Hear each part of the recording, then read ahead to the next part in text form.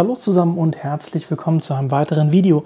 Im heutigen Video möchte ich euch zeigen, wie ihr euer Alcantara-Lenkrad reinigen könnt. Und zwar gilt das jetzt für alle Alcantara-Lenkräder. Das heißt, ob das jetzt ein Sim-Racing-Lenkrad ist oder auch ein Lenkrad, was ihr bei euch im Auto verbaut habt, das ist vollkommen egal. Das Prinzip der Reinigung ist immer dasselbe. Und woran erkennt ihr, dass es einer Reinigung bedarf, beziehungsweise eine Reinigung kommt ja immer ein bisschen auch darauf an, wie stark der Verschmutzungsgrad ist. Bei dem Lenkrad habe ich es jetzt so gemacht, wir sehen hier auf der linken Seite haben wir eine komplett raue Oberfläche im Vergleich zur rechten Seite. An der rechten Seite sehen wir schon, hier ist das Alcantara eben platt gedrückt und nicht mehr so rau. Außerdem wirkt es auch etwas speckig, was auf der linken Seite eben nicht der Fall ist. Auf der linken Seite habe ich jetzt lediglich mit einer Bürste gereinigt. Es gibt also verschiedene Arten der Reinigung. Ich würde euch da empfehlen, immer zwei Bürsten zur Hand zu haben. Zum einen eine solche Bürste, die hat, sage ich mal so, mittelstarke Borsten. Die kann man zum Finish verwenden. Das heißt, wenn es dann darum geht, die Alcantara-Haare wieder aufzustellen, oder aber auch so eine spezielle Alcantara-Bürste, wie das hier der Fall ist, die nimmt man auch zur Pflege von Wildlederschuhen. Da ist hier so eine Gummierung drauf und mit der kann man eben auch die Haare wieder aufstellen. Problem ist, wenn man das jetzt hier, ich hoffe, man kann das erkennen. Ich versuche das mal ein bisschen besser ins Licht zu bekommen. Ja, ich weiß nicht, ob man das am Video hier erkennt. Auf jeden Fall, je nachdem, wie gut die Qualität eures Alcantaras ist, kann es sein, dass bei so einer Reinigung die Haare dann ein wenig ausfranzen oder vielleicht auch ein bisschen von den Haaren verloren geht. Da muss man also sehr vorsichtig sein, das Ganze nicht übertreiben. Ansonsten ist es eben so, wenn ihr jetzt hier so eine speckige, plattgedrückte Oberfläche habt, dann empfiehlt es sich da auch, das Ganze einmal leicht feucht vorzureinigen. Dazu nimmt man hier so einen Alcantara-Reiniger.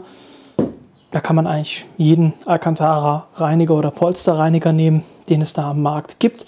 So große Unterschiede habe ich da bisher nicht feststellen können. Hier habe ich jetzt eben einen Polster- bzw. Alcantara-Reiniger von BMW. Aber wie gesagt, welchen ihr dann nachher verwendet, ist eigentlich völlig egal. Und da zeige ich euch jetzt, wie gesagt, wie ihr einmal diese Nass-Vorreinigung machen könnt. So, für die Vorreinigung, also die feuchte Vorreinigung, nehmt ihr hier so einen kleinen Schwamm oder so ein Schwämmchen. Das Schwämmchen habe ich jetzt bereits ein bisschen angefeuchtet. Dann nehmt ihr hier euren Alcantara bzw. Polsterreiniger und sprüht ihr da ein ganz klein wenig von diesem Polsterreiniger hier auf. Dann verteilt ihr das Ganze ein bisschen auf eurem Schwämmchen, dass das schon so ein bisschen im Schwamm mit drin ist. Und dann geht ihr her und ganz leicht fahrt ihr hier über die Oberfläche, so mit kreisenden Bewegungen.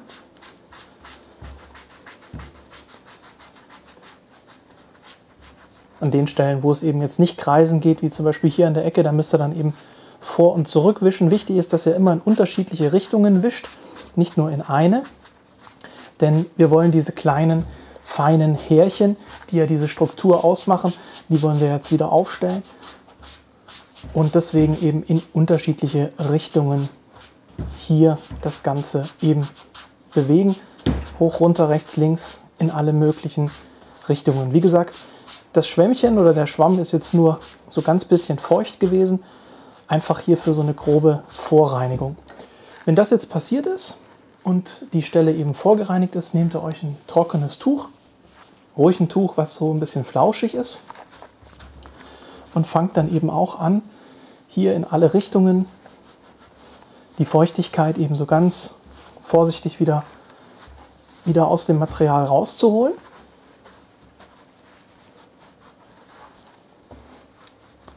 Hier auch eben in alle Richtungen arbeiten.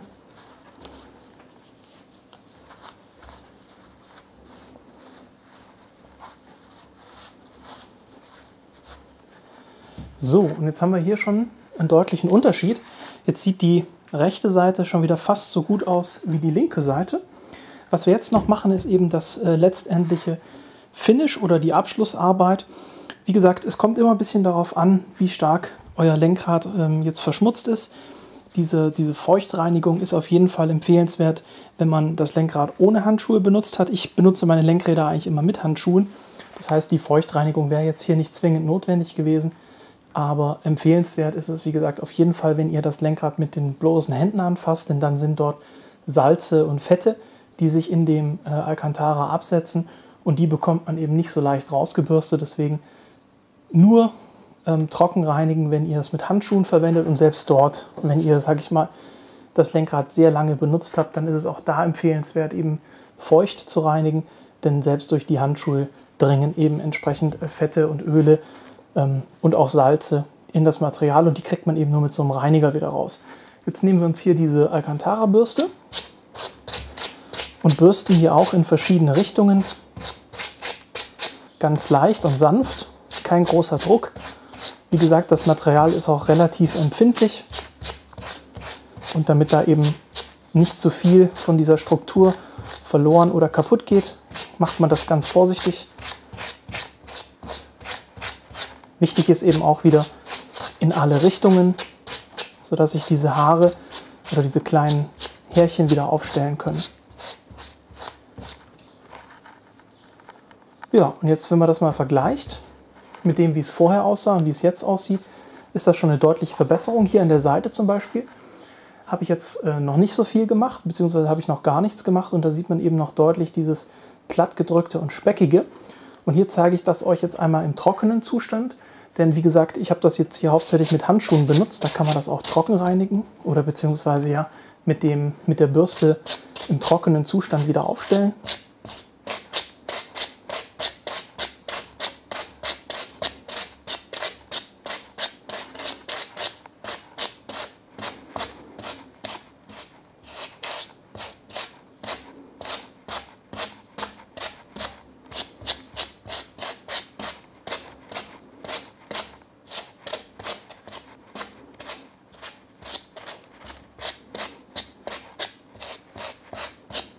Hier jetzt auch das gleiche Prinzip, in alle Richtungen bürsten, solange bis die Struktur wieder erkennbar ist.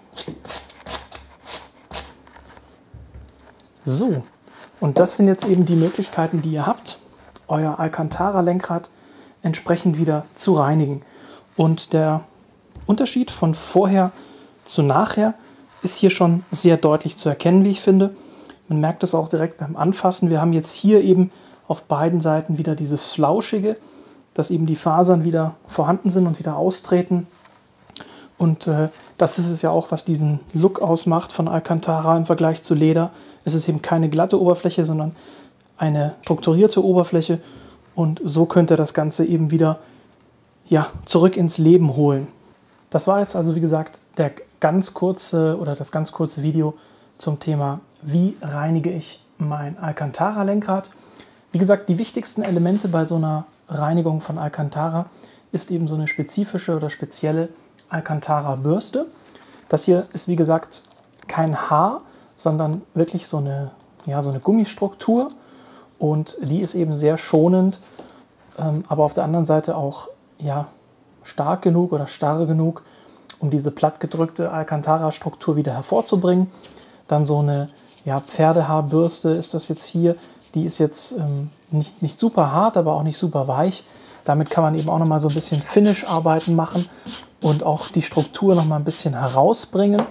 Dann, wie gesagt, der wichtigste Schritt, wenn ihr das Lenkrad ohne Handschuhe fahrt, sondern mit euren Händen, damit ihr eben diese Fette, Öle und auch die Salze aus dem Material herausbekommt, dass ihr ein Schwämmchen nehmt, dass ihr das eben feucht macht und mit dem feuchten Schwämmchen und einem entsprechenden Alcantara- oder Polsterreiniger diese Öle, Fette und Salze aus dem Material rausbekommt.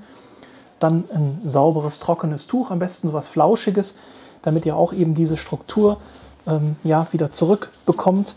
Und bei einem glatten Tuch würdet ihr eher dafür sorgen, dass ihr die Struktur wieder glatt drückt. Und das wollen wir ja nicht. Wir wollen ja eben diese raue, faserige Struktur beim Alcantara erhalten und auch wieder herausholen. Und ja, mit diesen einfachen Mitteln, wie gesagt, wenn ihr es mit Handschuhen benutzt und der Verschmutzungsgrad nicht allzu hoch ist, könnt ihr auch nur eine Alcantara-Bürste verwenden. Das hängt immer, wie gesagt, ein bisschen davon ab, wie stark ist die Struktur eben mit irgendwelchen Fremdeinwirkungen schon versaut. Also wie gesagt, wenn da eben schon irgendwie Fette, Öle oder sonst irgendwas drin ist, dann ist es besser, ihr macht eine Vorreinigung. Ansonsten reicht auch einfach so eine Alcantara-Bürste aus und dann habt ihr euer Lenkrad wieder und es fühlt sich dann auch gleich wieder besser an, ist dann eben nicht mehr so speckig, so platt gedrückt, sondern hat eben wieder diese raue Struktur, diese Griffigkeit, die man ja eigentlich bei diesem Material auch haben möchte. Das war es jetzt also, wie gesagt, zu diesem Video. Ich packe euch Links unten in die Videobeschreibung zu ein paar von diesen Produkten. Dann wisst ihr, wie die heißen und könnt dann eben entscheiden, ob ihr die oder andere kauft. Ist auf jeden Fall sinnvoll und ihr könnt sie eben auch verwenden, wenn ihr jetzt Wildlederschuhe zu Hause habt, könnt ihr die Schuhe damit auch putzen. Vielleicht habt ihr sogar so eine Bürste schon bei euch zu Hause und müsst die gar nicht neu kaufen, sondern könnt sie eben auch für die Pflege eures Lenkrads verwenden. Wichtig ist nur, wenn ihr die jetzt bei, sage ich mal, Schuhen verwendet habt, die stark verschmutzt waren, dann würde ich die Bürste vorher reinigen. Also nicht, dass ihr hier irgendwelche Schuhcreme-Reste oder Schuhfettreste an euer Lenkrad übertragt. Also wenn ihr eine Bürste habt, dann bitte prüfen, dass die auch sauber ist. Da sollte nicht, also das merkt ihr ja, wenn ihr mit der Hand drüber fahrt, ob die eben sauber ist oder ob da irgendwelche Schuhcreme oder Fettreste mit drin sind von irgendwelchen Reinigungsmitteln. Dann würde ich die nicht verwenden. Wenn sie sauber ist, könnt ihr die einfach weiter verwenden. Insofern euch eine gute Zeit und hoffentlich bis zum nächsten Video. Ciao!